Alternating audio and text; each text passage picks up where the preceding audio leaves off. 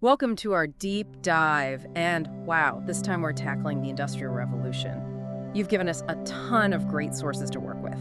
Yeah, it looks like a really fascinating mix of stuff. It is, and what I found really interesting about your request is you really want to understand how this period, this whole revolution thing, still shapes us today. Absolutely, and I think that's key. Like, how are we still feeling the effects?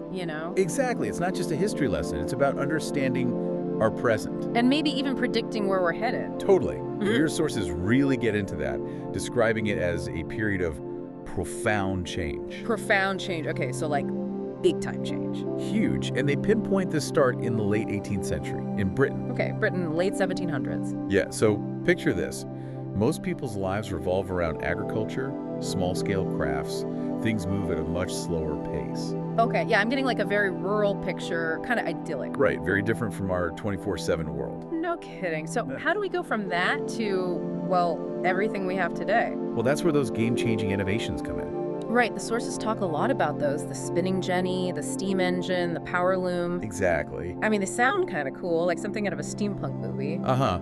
Yeah, but they were more than just cool gadgets. So how did they actually shake things up? We'll take the spinning jenny, for example. Okay, spinning jenny. It wasn't just a faster way to make thread. It revolutionized the textile industry. Really? How so?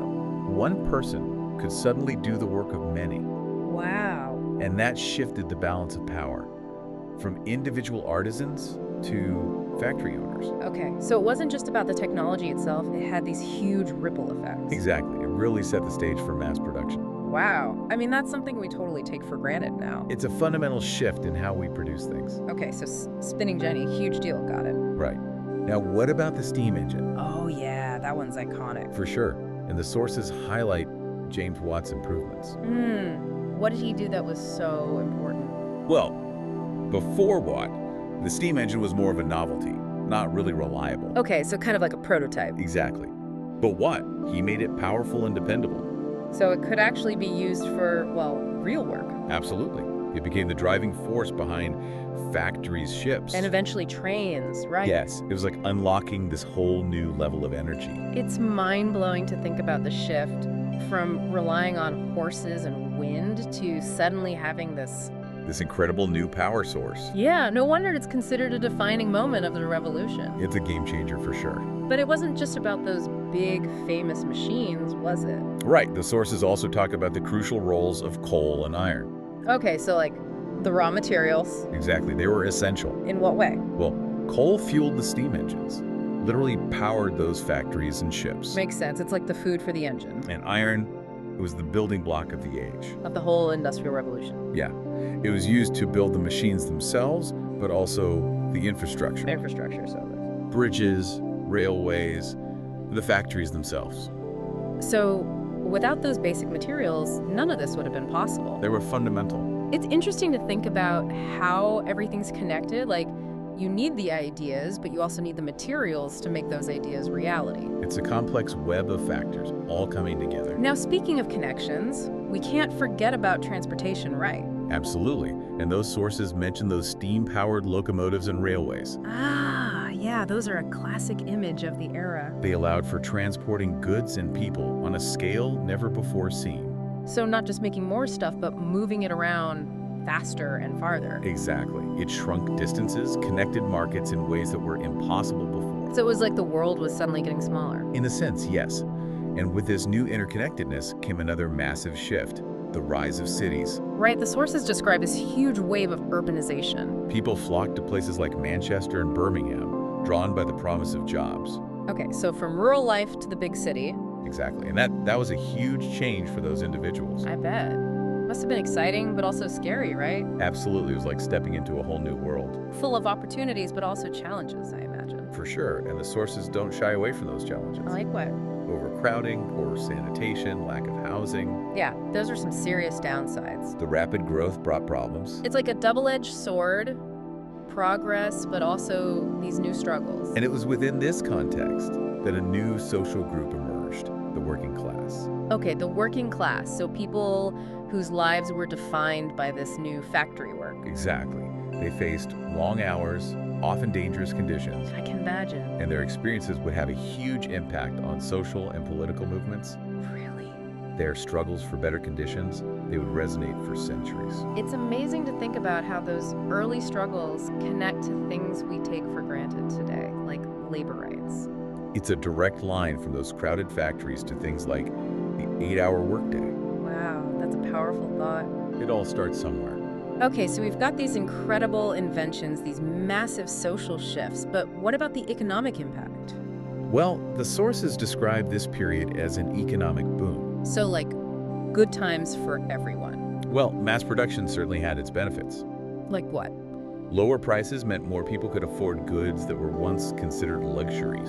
Oh, okay, so things that were only for the wealthy were now accessible to, well, everyone. Exactly. Imagine textiles, household tools, suddenly within reach. So it wasn't just about making more, it was about making things more affordable. And that had a huge impact on people's daily lives. Makes sense. That's a real tangible change. But of course, it's not that simple. There were downsides to it. Oh yeah, we can't forget about those. This economic boom was fueled, in part, by the exploitation of resources and labor, Ah, okay, so there's a darker side to this progress. both domestically and in colonized regions. So the revolution's impact on global trade, it raises some serious ethical questions. Absolutely, it's a complex picture, and we'll delve into those questions further in our deep dive. But for now, let's stick with Britain, the birthplace of the Industrial Revolution. Right, because they really benefited from this economic transformation. One of the sources even calls them the workshop of the world. Perfect description. They were churning out goods, exporting them globally. So they were like the manufacturing powerhouse. Exactly.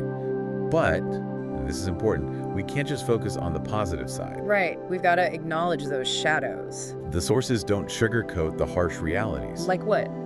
The working conditions in those early factories, the long hours, the child labor. Ugh. Yeah, it's tough to think about. Progress often came at a steep human cost.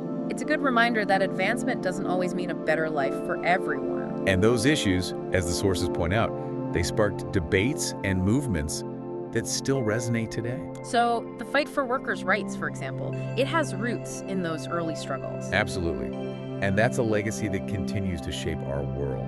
So the Industrial Revolution wasn't just about machines and factories. It was this massive social and economic upheaval. It changed the way we live, work, and think. And its effects are still with us today. Without a doubt, the ripples are still being felt, even centuries later.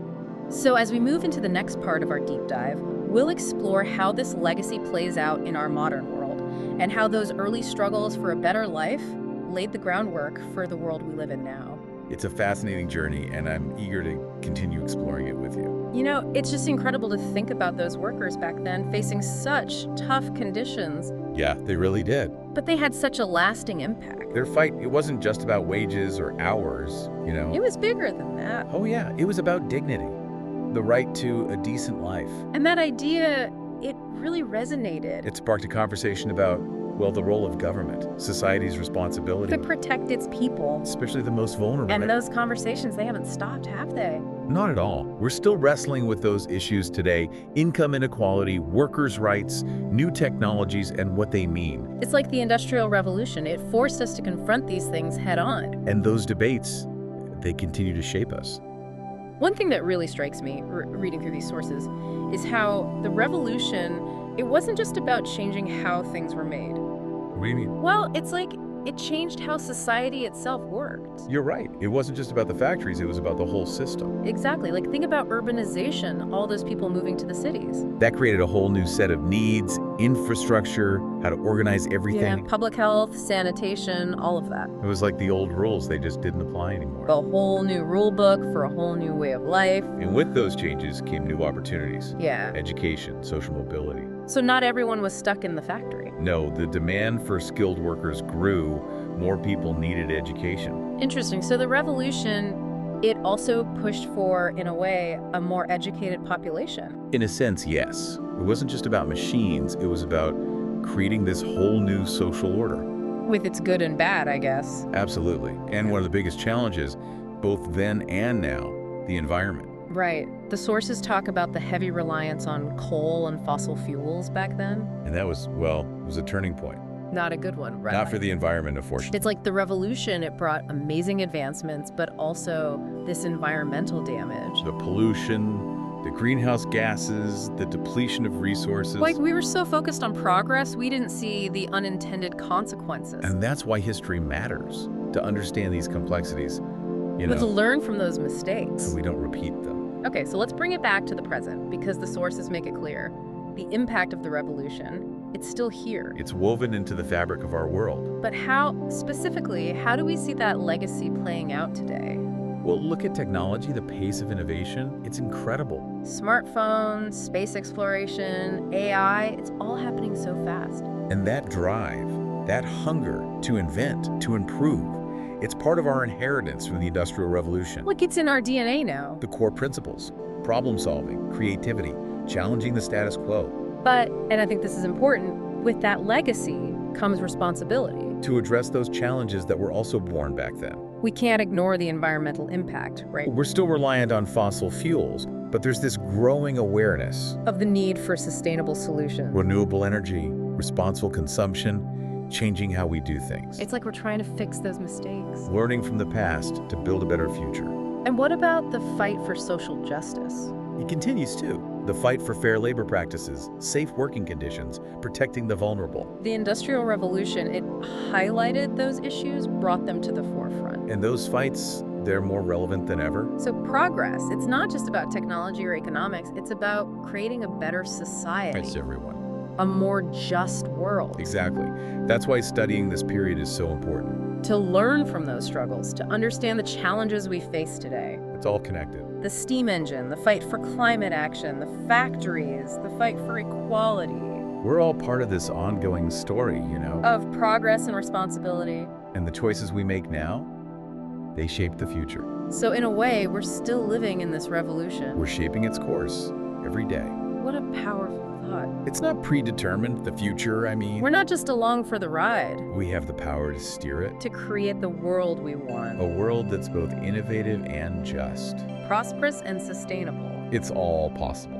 Okay, so as we move into the final part of our deep dive, We'll explore those possibilities. we'll look at the long-term implications, what the Industrial Revolution can teach us. About navigating our own complex times. It's been a fascinating journey so far. And I'm excited to see where it takes us next. Wow, we've really covered a lot of ground, haven't we? We have, from those early inventions to, well, the global impact.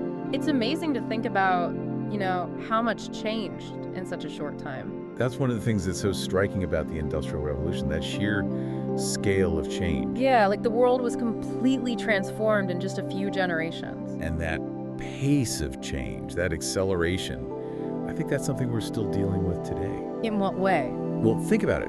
Technology's evolving faster than ever. Our economies are constantly shifting. We're bombarded with information. It's like we're always playing catch up. Yeah, it can feel like that. Like we're living in a perpetual state of revolution. Always adapting to something new. So how do we make sense of it all? Well, that's where the lessons of the Industrial Revolution come in, Okay, give me an example. Well, it was a period of huge disruption, right? But it also forced people to think differently, to come up with new solutions, new ways of organizing. So it's like we can learn from how they adapted, how they dealt with those challenges. Exactly. Because some of those challenges, they're still with us today. Okay, so what are some of the key takeaways? What can we learn from all this? Well, one big one is balance. Balance. The revolution, it brought progress, amazing advancements, but there was a cost. Yeah, we talked about that, the environmental damage, the social inequality. It's like a cautionary tale, about what happens when we focus too much on progress and forget about the consequences. So we need to be more mindful, more aware of the bigger picture. Absolutely. And think about who benefits from this progress, how it's distributed. Right, it's not just about what we create, but how we create it and who it's for. And that brings us to another important lesson: collective action. Oh yeah, the rise of those social movements. People demanding better working conditions, fairer wages, a more just society. It's inspiring, to think about how they fought for a better future. Not just for themselves, but for everyone. And their legacy, it's still with us. Those fights for social justice, for a better world, they continue today. And we all have a part to play in that. Each of us can make a difference. And another thing that struck me, reading these sources, was the importance of adaptability. Oh, that's crucial, especially now. The world was changing so rapidly back then, just like it is today. And those who thrived were the ones who could adapt, learn new skills, embrace new ideas. So it's not just about keeping up, it's about being one step ahead. Anticipating change, being proactive. So we've got balance, collective action, adaptability. Those are some pretty powerful lessons. And I think they're more relevant than ever in our world that's constantly changing. So as we wrap up our deep dive into the Industrial Revolution, What's the main message you hope our listener takes away? well, for me, it's that the future isn't set in stone. We have a choice. We're not just passengers on this train of progress We can steer it, shape it. to create the world we want. A world that's innovative, but also just and sustainable. That's a powerful thought, a real call to action. And as you continue to explore these sources, think about how these lessons apply to your own life, your own choices. How you can make a difference. Because we're all part of this story. And it's up to all of us to write the next chapter. It's been a fantastic journey exploring this pivotal era. And I hope you, our listener, feel inspired to take these lessons and apply them to the challenges and opportunities of our own time. Thanks for joining us on this deep dive. We'll see you next time.